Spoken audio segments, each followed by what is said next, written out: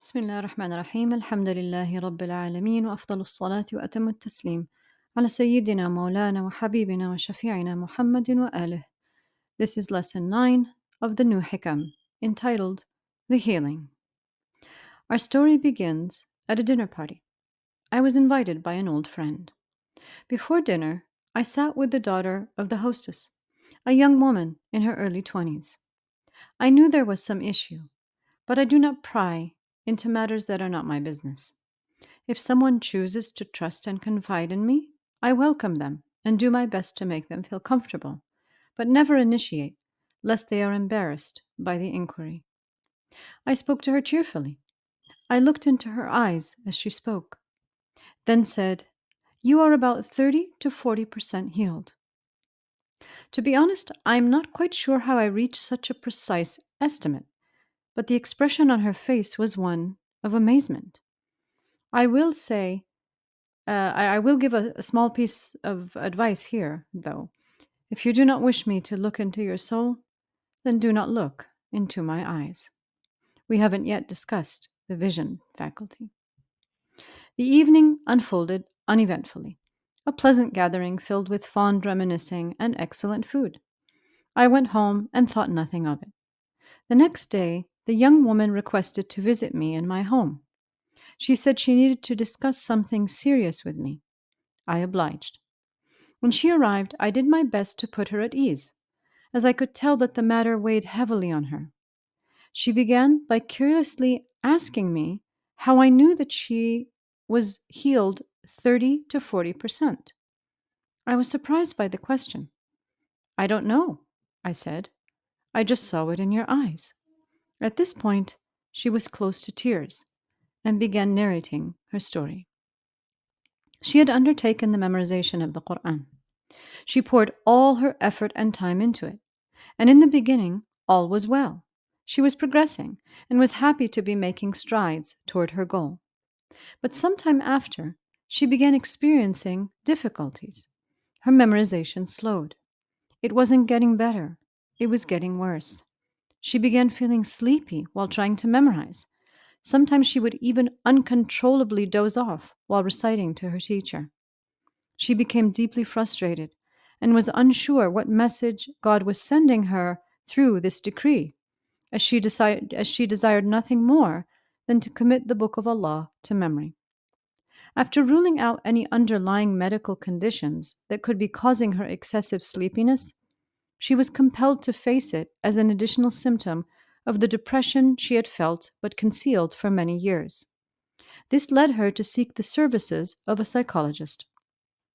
In the course of doing so, she recounted an incident of sexual abuse by a relative when she was just 12 years old. She then proceeded to tell me the details of this incident and how her parent hid it to avoid conflict and never discussed it with her, and essentially acted as if it never happened. She recounted that the therapy helped her because she was too young to process this experience properly, and following suit with her parent, she tried to ignore that it ever happened. The amazing part of the story is that she told me that she had reached somewhere between 30 to 40% memorization of the Qur'an before her ability to memorize was almost completely stunted, and she made the decision to visit the psychologist.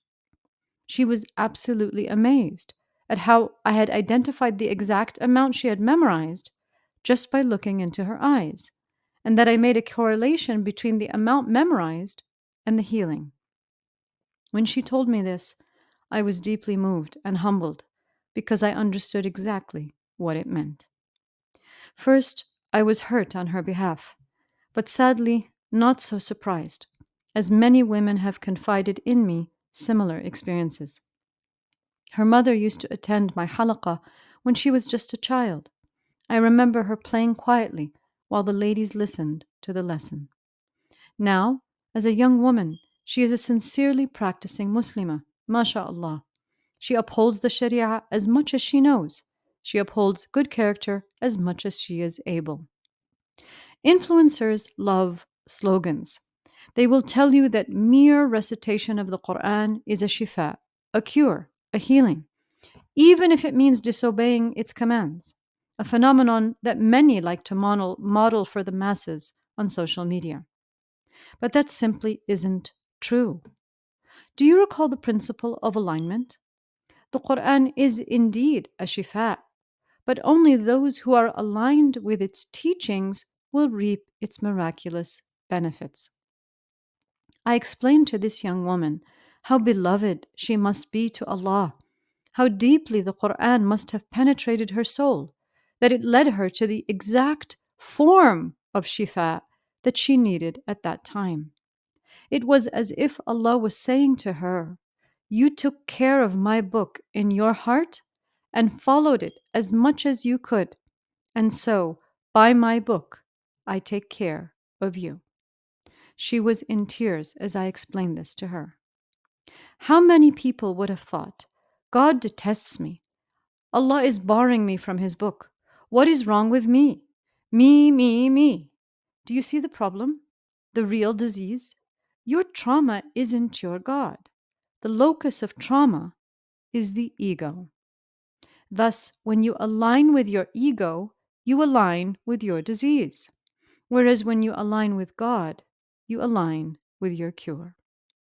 Even when faced with what looked like outward failure, she was so sincere, loved God so much, and was trying so hard to please Him that she didn't make it about herself. And so God made it about her, for her. And so through her recitation of the Qur'an, Allah said back to her, "Because you sought me, so I am your healing." And notice, she didn't go on social media and publicize her ordeal or her journey. Healed hearts don't need the validation of unhealed egos. If you feel like you've fallen short this Ramadan, or in your religious practice in general, that isn't the problem. That isn't the disease. To know God's perfection is to be deeply aware of one's inherent inability to match it.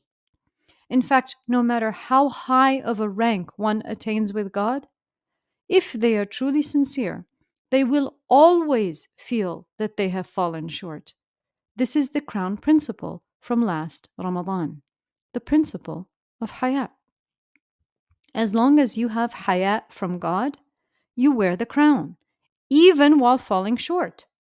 But as soon as your heart is stripped of this special quality, the crown is removed, even if the whole of creation erects a pedestal for you. Because the spiritual sensitivity that one develops to the presence of those who represent goodness, morality, integrity, and love is just a precursor to the spiritual sensitivity one develops in their relationship with God Himself, who is the source of all good. Allahumma al-khayru kullahu biyadayk, wa-sharru laysa ilayk. And so, the more spiritually sensitive the believer becomes, the more their presence with God grows. And the more their presence with God grows, the more their hayat blossoms. And the more their hayat blossoms, the brighter the dawn of knowledge upon their soul in the gardens of gnosis. And the cycle begins again. The path is not linear, it is cyclical, it is metafic. The Qur'an is miraculous. But if something so magnificently powerful doesn't take you from ego to God, then know that it is not because the Qur'an is not a cure. It is because you have aligned with your disease. The locus of trauma is the ego. The Qur'an is a healing for those who align with it. The Sharia healed her. وَنُنَزِّلُ مِنَ الْقُرْآنِ مَا هُوَ شِفَاءٌ وَرَحْمَةٌ لِلْمُؤْمِنِينَ وَلَا يَزِيدُ الظَّالِمِينَ إِلَّا خَسَارًا.